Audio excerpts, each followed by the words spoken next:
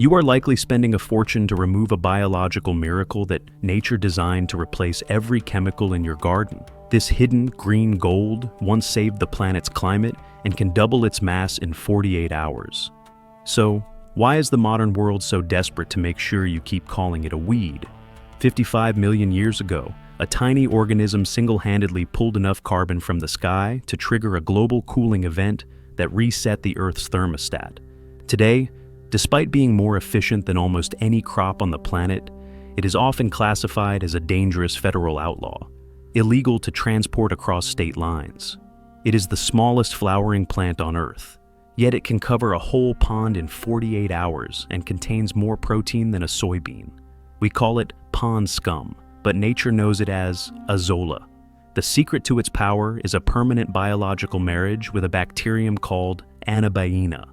This partnership is so deep that the two have evolved together for 80 million years, with the bacteria surrendering half its genetic code to live forever inside the fern's leaves. In exchange for a home, the bacteria pulls nitrogen directly from the air, turning thin air into liquid gold. This allows the plant to double its biomass every 2 days, creating a thick emerald carpet that can transform a barren, stagnant ditch into a nutrient-rich oasis almost overnight.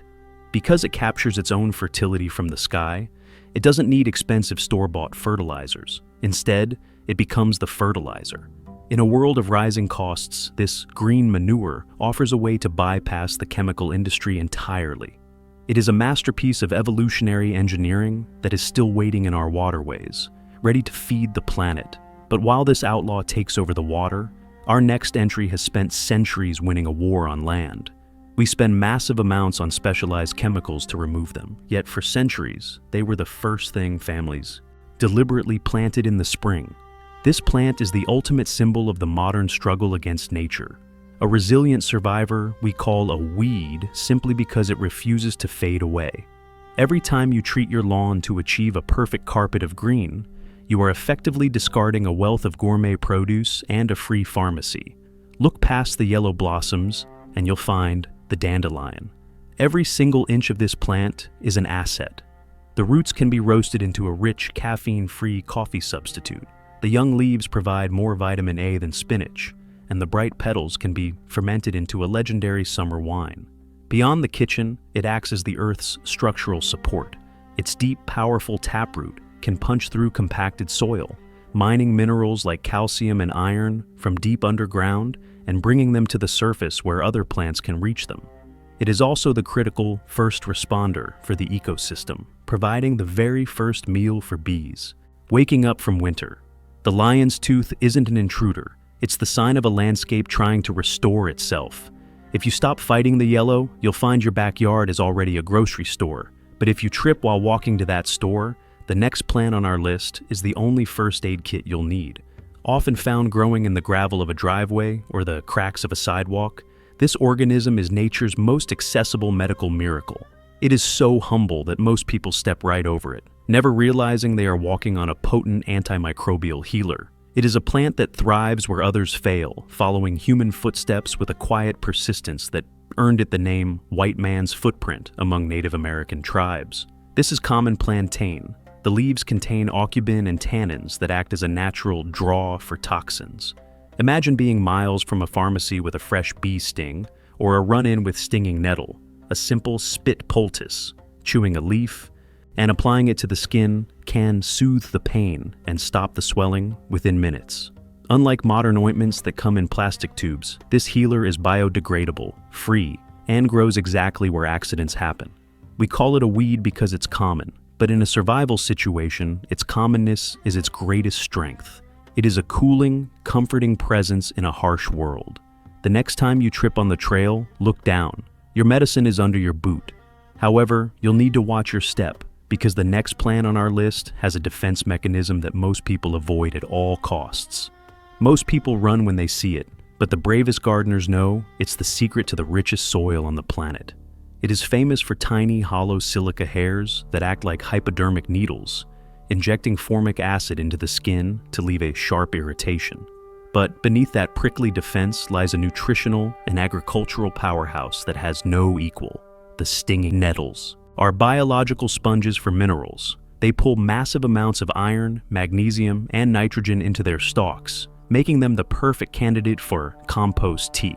By soaking a bundle of these in a bucket of water for 2 weeks, you create a liquid fertilizer so potent it can reinvigorate a failing garden in days. It's the ultimate way to recycle the Earth's energy without a trip to the store. Surprisingly, that same irritation vanishes completely once the plant is dried or boiled, revealing a flavor richer than the best garden kale. It's one of the highest plant-based sources of protein and iron available for free. We fear the sharp touch, but the plant is simply protecting a treasure trove of nutrients. If you're willing to wear gloves for the harvest, it will reward you with a garden that glows with health. But while the nettle guards the moist corners of your yard, another survivor is waiting in the blistering heat where nothing else can grow. It looks like a common garden pest, a fleshy red-stemmed succulent crawling across the hot summer soil. Most gardeners spend their July afternoons sweating as they rip it out of the dirt, never realizing they are discarding a plant that has more omega-3 fatty acids than some fish oils. This is purslane, and it is a master of survival. It thrives in the scorching heat that withers lettuce and ends tomatoes, turning the sun's fire into a crunchy, lemony superfood. In the Mediterranean, this has never been a weed, it's a staple. It's packed with vitamin E and vitamin C, acting as a natural antioxidant that grows for free in the forgotten corners of the yard. For generations, farmers called it pigweed because livestock that grazed on it grew remarkably healthy, with richer milk and stronger coats. Today we pull it out and throw it away, then drive to the store to buy expensive fish oil supplements. It is a strange irony of modern life. We work hard to destroy the very things that could keep us healthy. It doesn't ask for water or attention. It just offers a harvest of heart-healthy fats when the rest of the garden is giving up. It's time we stop treating this succulent as a nuisance and saw it as a summer salad. But if you think purslane is a culinary secret, wait until you hear about the wild gold that people in the mountains have guarded for generations. In the deep, damp hollows of the Appalachian Mountains, the arrival of this hidden leaf was once a vital sign that winter was finally over. These are ramps, wild leeks that emerge from the frozen earth long before the first garden vegetable is even a seed. For early settlers, they were more than food. They were a spring tonic that provided the first fresh vitamins after a long winter of salt pork and dried beans.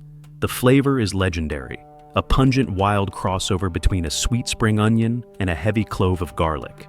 In small mountain towns, festivals were held in their honor, celebrating a bounty that nature provided for free. But because they grow slowly and are difficult to farm, they remained a secret of the woods for generations. Today, this former poor man's weed has been rebranded as a luxury item, appearing on the menus of high-end city restaurants for high prices. This shift has led to overharvesting, reminding us that nature's generosity has limits. To the ancestors, it was a gift from the forest floor, a reminder that the earth provides exactly what we need. If you find a patch of these broad green leaves in the woods, you're looking at the original flavor of the American frontier. But as delicious as they are, the next plant on our list isn't meant for the plate. It's meant to mine the deep riches of the earth itself. Its roots can reach 10 feet into the earth, mining for minerals that other plants simply cannot reach. This is the undisputed king of the permaculture garden, a plant so efficient at gathering nutrients that it is often called a dynamic accumulator. While your garden vegetables are competing for the top few inches of soil, this plant is deep diving into the subsoil, unlocking a hidden treasury of potash and nitrogen. This is comfrey. In the past, it was known by a more descriptive name, knitbone. Ancient healers used the large, hairy leaves as a compress to assist the healing of injuries and bruises. In the garden, it acts as a living mulch. When you chop the leaves and lay them around your tomatoes, they break down into a high-octane fertilizer, better than anything in a bottle. It is a plant of incredible resilience. Once you plant it, it is almost impossible to remove, as even a tiny fragment of root will grow into a new plant. It is a permanent investment in the health of your land. Think of it as a biological pump that never stops running. But while comfrey mines the soil, our next entry is busy growing your household cleaning supplies on the backyard fence. Long before we bought synthetic sponges at the store, people grew their own cleaning supplies on the backyard fence. We often see this vine climbing aggressively over garden trellises, its white flowers attracting a hum of pollinators. To the uninformed, it's just a viney weed taking up space. But to the self-sufficient household, it's a harvest of pure utility. This is the loofah. As the fruit matures and dries on the vine, the outer skin turns brown and brittle, eventually peeling away to reveal a complex, fibrous skeleton. This is a natural scouring brush that is tough enough for scrubbing pots but gentle enough for the skin. Unlike the plastic sponges found in modern kitchens, these weed sponges are fully compostable and contain no microplastics. Growing your own sponges was once a common chore, a way to turn a sunny fence line into a production site for household goods. It represents a time when we didn't look to a factory for our tools. We looked to the garden. Why buy a sponge made of oil when you can? Grow one made of sunlight and rain. But as useful as a sponge is, the next plant on our list was used for something much more dramatic, lighting the torches of ancient Rome.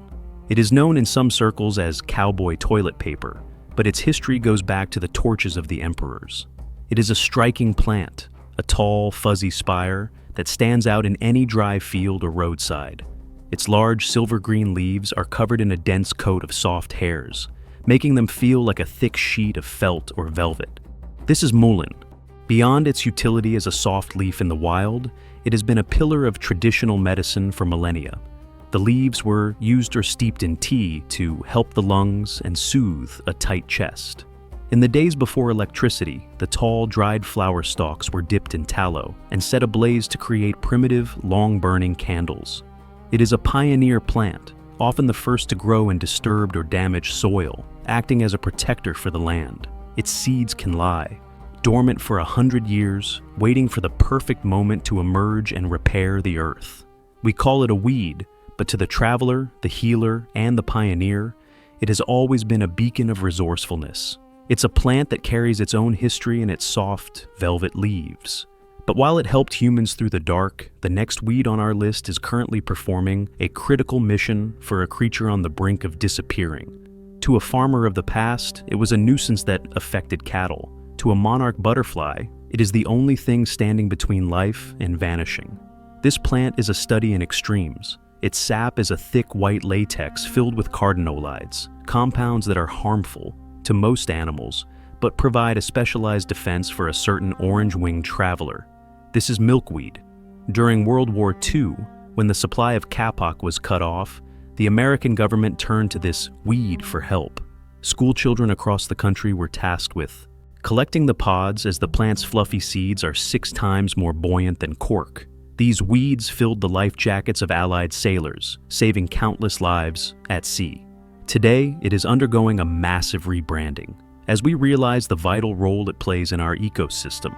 The very plant we once tried to remove is being welcomed back into the garden. It is a reminder that our definition of a weed is often based on what we don't yet understand. It isn't just a plant. It's a vital piece of a global migration story. But while milkweed saves the summer, our next entry is the only thing providing fresh food in the middle of a frozen winter.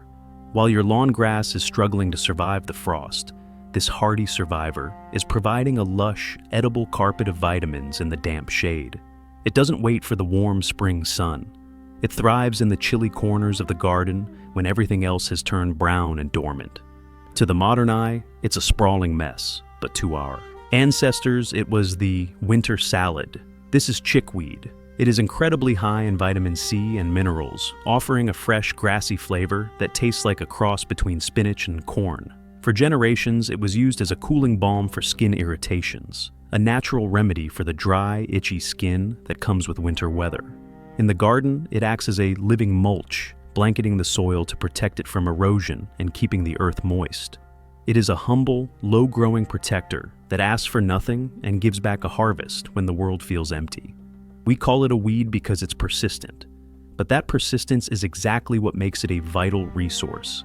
Before you clear the clutter from your winter beds, remember that nature might just be feeding you for free, just as our next plant provides a hidden grain that rivals the most expensive health foods on the market.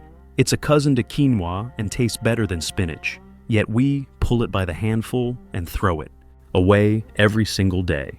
This plant is one of the most nutritionally dense organisms in the world, often outperforming the very vegetables we work so hard to grow. It is easily identified by the fine, white dust on its triangular leaves, a natural water repellent that makes it look like it's been dusted with flour. This is lamb's quarters. For centuries, this was a poverty food, the plant people turned to when the main crops were lost. But there is nothing poor about its nutritional profile. It is loaded with protein, calcium, and vitamin K. In fact, if you've ever enjoyed expensive store-bought quinoa, you've eaten the seeds of a close relative of this common backyard weed. It thrives in disturbed soil, the places where we've dug or tilled, standing ready to repair the ground we've broken. By treating it as an enemy, we are essentially throwing away a crop that is hardier and more nutritious than the lettuce we're trying to protect. It is a silent, green gift, much like the next plant, which has been wrongly accused of a problem it didn't commit for nearly a century.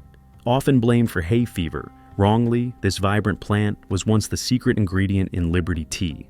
It is a victim of a great botanical misunderstanding. Because its brilliant yellow plumes bloom at the same time as the inconspicuous pollen-heavy ragweed, it has taken the blame for autumn allergies for decades.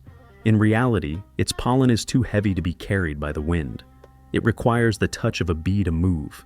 This is goldenrod. During the American Revolution, after the Boston Tea Party, patriots turned to this plant to create a defiant, aromatic brew. It wasn't just a political statement. The tea was a powerful medicine used to support kidney health. Beyond the teapot, it is a dyer's dream, producing a vivid sun-yellow pigment that has colored wool for centuries. It is a plant of joy and utility, a golden beacon that marks the end of summer. When we mow it down, we lose a piece of our history and a vital late-season feast for the pollinators. It's time to clear its name and welcome the gold back. But while goldenrod is a healer, the next plant is a prehistoric tool that can actually polish metal. It looks like a prehistoric relic because it is, and it contains so much silica that it can actually polish metal.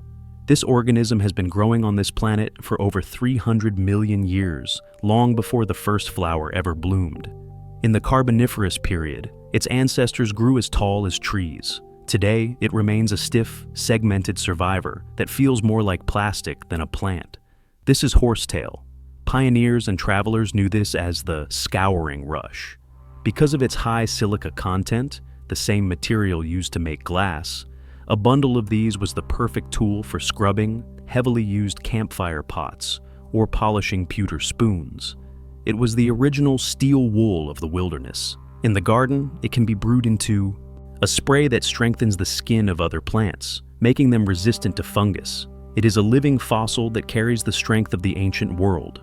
While gardeners struggle to remove it, they often miss the fact that they are holding a tool that has survived 5 mass extinction events.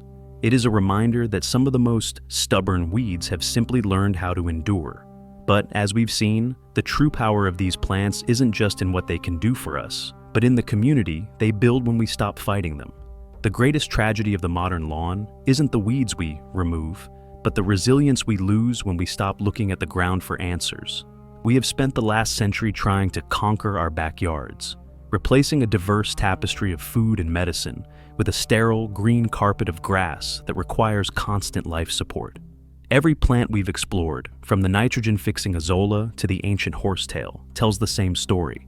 Nature is trying to provide. These weeds are not invaders. They are a response to our environment. They repair the soil we compact, they assist the bodies we ignore, and they offer a harvest that doesn't require a paycheck. The shift from weed remover to harvester is a shift in mindset. It's moving from a world of scarcity and control to a world of abundance and partnership. When we stop fighting the ground beneath our feet, we discover that the most resilient insurance policy we have isn't in a bank. It's growing in the cracks of the sidewalk.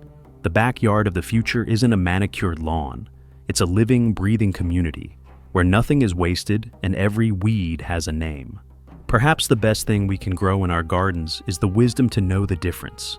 If this journey into the world's most useful outlaws changed the way you look at your backyard, select the like button and subscribe to join our community of modern explorers. How would you use these hidden wonders on your own land? Let us know in the comments below. The earth is growing, and it's time we started listening.